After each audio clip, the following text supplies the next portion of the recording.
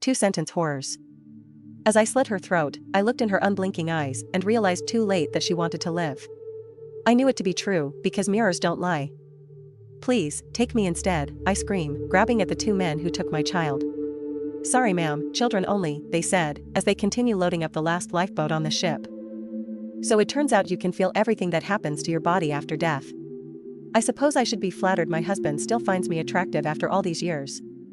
When the kidnapper made me guess where he kept my daughter, I went for the basement and he said, "Correct," allowing me to see her. But when I found her severed head in there, I learned that every other choice would have been correct as well.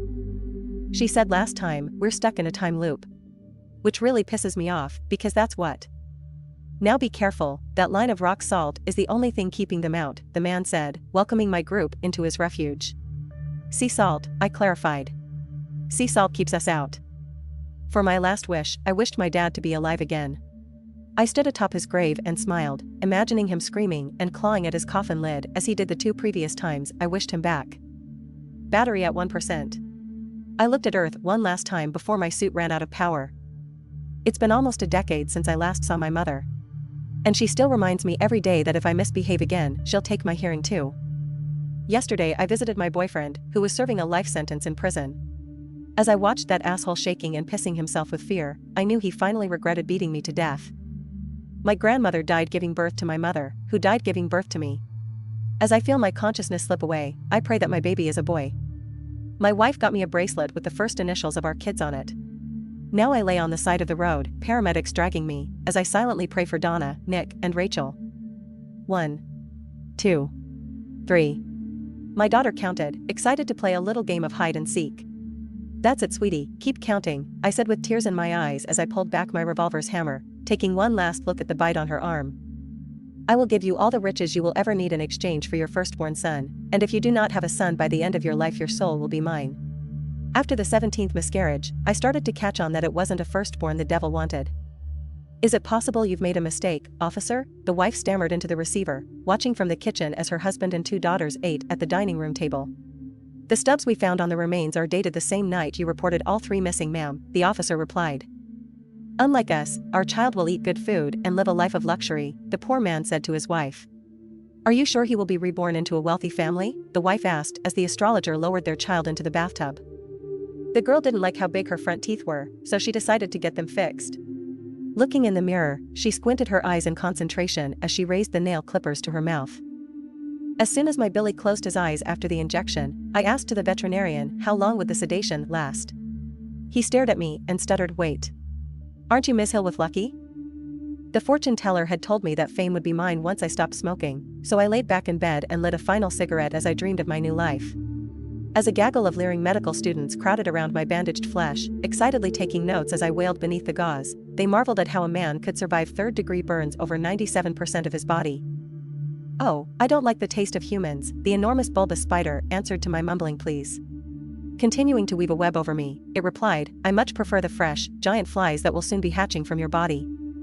The seer woman told me I would fall victim to a foul murder, so for the last 10 years I've lived alone in the woods, far away from anyone who might harm me. So no one was around to see the maelstrom of black wings descend upon me as I hiked back to my cabin, or to hear my screams as 1,000 razor beaks tore me apart. "It's just a little cut, the baby won't remember it and it'll save a lot of trouble down the line." With this, I convinced my wife to let me scar the face of one of our twins so we could tell them apart. Because every one of the computer's predictions had come true, we asked it what year humans would cease to exist. We were shocked when the screen displayed a simple 1945. When I unveiled my latest prototype to my wife, a device that allowed the user to experience past memories in perfect detail, she agreed to test it by reliving our wedding day. As the texts to her lover replayed in my mind again and again, I made some minor adjustments to the control panel, sending her back to the day she watched her mother die. As he holds out the ring and proposes to me, the crowd around us forms into a surprise flash mob who dance and sing in unison to the melody of one of my favorite songs. I've never seen this man before in my life, and the dancers are blocking every exit. My family all gathered on the lake boat on the 7th anniversary of my brother's disappearance.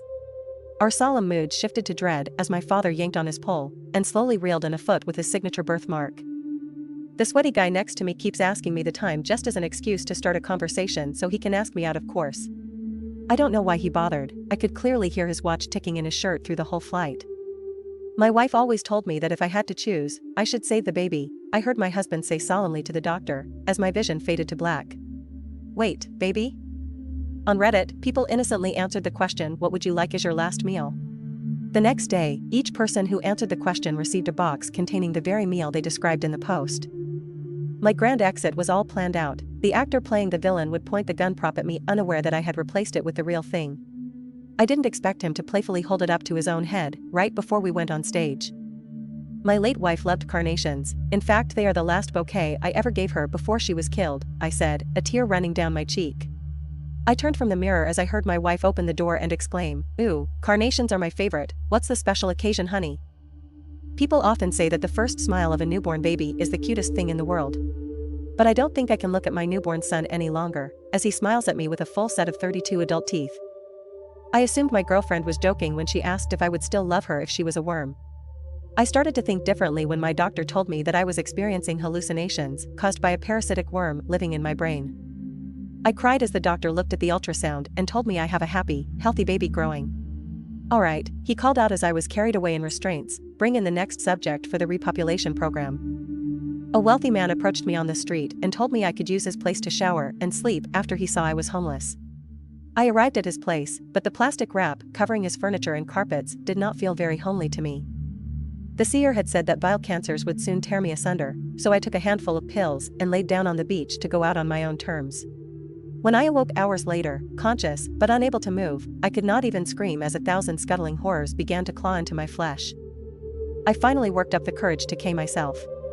Welcome to the club, said the other versions of me that did the same thing at other points, as we watched the version that chose not to pull the trigger every time, live his life. The twins, she cried out, picturing the two boys in their car seats as the sounds of screeching brakes and grinding metal assaulted her consciousness. He thought you might ask after them, but they're absolutely fine. Look, the hospital nurse said cheerily, showing the woman a poorly taken selfie of her boys in the backseat of a car, smiling with a man she had never seen before in her life. I was watching my son frolic around in the rain, so innocent in his youth. However, as I turned my head to the sound of the limestone buildings crumbling under the raindrops, I realized all too late that it wasn't water that my son was drenched in. Please, I whispered into the phone, he told me he was coming over with his gun and I think I hear him outside. Ma'am, if he hasn't actually done anything to you, there is nothing we can do, but call us back if that changes.